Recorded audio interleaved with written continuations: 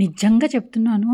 ఇంత టేస్టీ ఉప్మా అంటే మెంతాకు, కార్న్‌తో ఇంత టేస్టీ ఉప్మా అవుతుందని నేను అస్సలు ఊహించలేదు. చాలా అంటే చాలా టేస్టీగా చాలా బావుంది. మీరు గూడా ఒక్కసారి తప్పకుండా ట్రై చేసి చూడండి. మీకు ఇలాంటి టేస్టీ ఉప్మా రెసిపీ కావాలంటే మన ఏఎస్ఆర్‌పి ఛానల్‌లోకి వచ్చేసేయండి.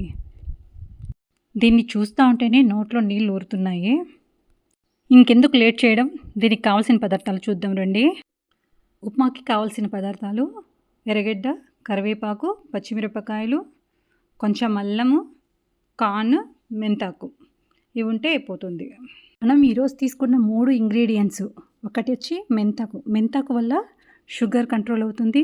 తర్వాత ఐరన్ కూడా మనకు దొరుకుతుంది. కార్న్‌తో ఎనర్జీ వస్తుంది, టేస్ట్ వస్తుంది. అల్లం వల్ల జీర్ణక్రియ బాగుంటుంది. మనం ఆయిల్ని ఎంత తక్కువ వాడితే అంత మంచిది. మనం తక్కువ వాడే అది అలవాటు చేసుకుందాము. ఫస్ట్ ఆవాలు, జీలకర్ర వచ్చి ఆప్షనల్. మీకు నచ్చితే జీలకర్ర వేసుకోవచ్చు, లేకుంటే లేదు. కరివేపాకు, ఎర్రగడ్డ, పచ్చిమిరపకాయలు అన్నీ కొద్దిగా వాడ్చుకున్నాక, అంటే మరీ గోల్డ్ కలరు అలా రాకూడదు. కొద్దిగా తెల్లగా ఉన్నప్పుడే మనం కొంచెం అల్లము యాడ్ చేసేసి, ఈ అల్లం వేగిన తర్వాత ఆ కార్న్ కొద్దిసేపు వేయించుకున్న తర్వాత ఈ మెంతాకు కూడా వేసి ఏం చేయాలా, కొంచెం సేపు వాడ్చుకుంటే చాలు. నేను ఈరోజు బొంబాయి రవ్వ యూస్ చేస్తున్నాను ఉప్మాకి.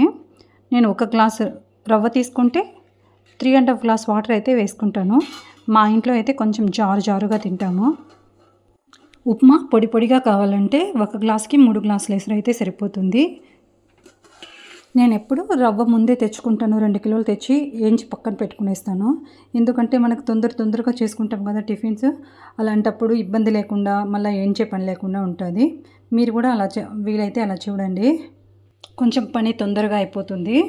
ఇంకో చిన్న టిప్పు, మనం రవ్వ ఏంచి పెట్టుకుంటే తొందరగా పని అయిపోతుంది. నేను ఈ తిరోబాత్ వేస్తాను కదా ఉప్మాకి, ఆ టైంలో పక్కన ఎసరు కూడా పక్కన పెట్టేస్తాను. అప్పుడైతే ఇంకా తొందరగా అయిపోతుంది మనకి ఉప్మా చేయడము. చాలామందికి ఉప్మా చేసేటప్పుడు రవ్వ వేస్తాం కదా, ఎసరు వచ్చినప్పుడు ఆ రవ్వ వేసినప్పుడు గడ్డలు కట్టేస్తాయి. కానీ నేను వేసేటప్పుడు చూడండి గడ్డలే కట్టలేదు. ఎందుకంటే మనం రవ్వ బాగా వేయించుకోవాలి.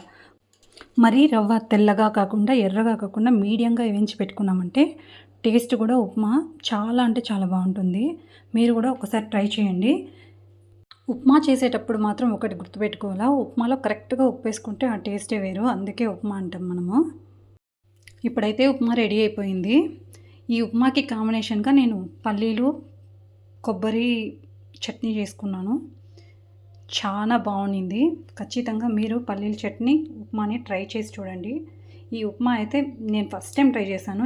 చాలా బాగుంది కాబట్టి మీకు వీడియోలో అప్లోడ్ చేస్తూ ఉన్నాను. ఖచ్చితంగా ట్రై చేయండి.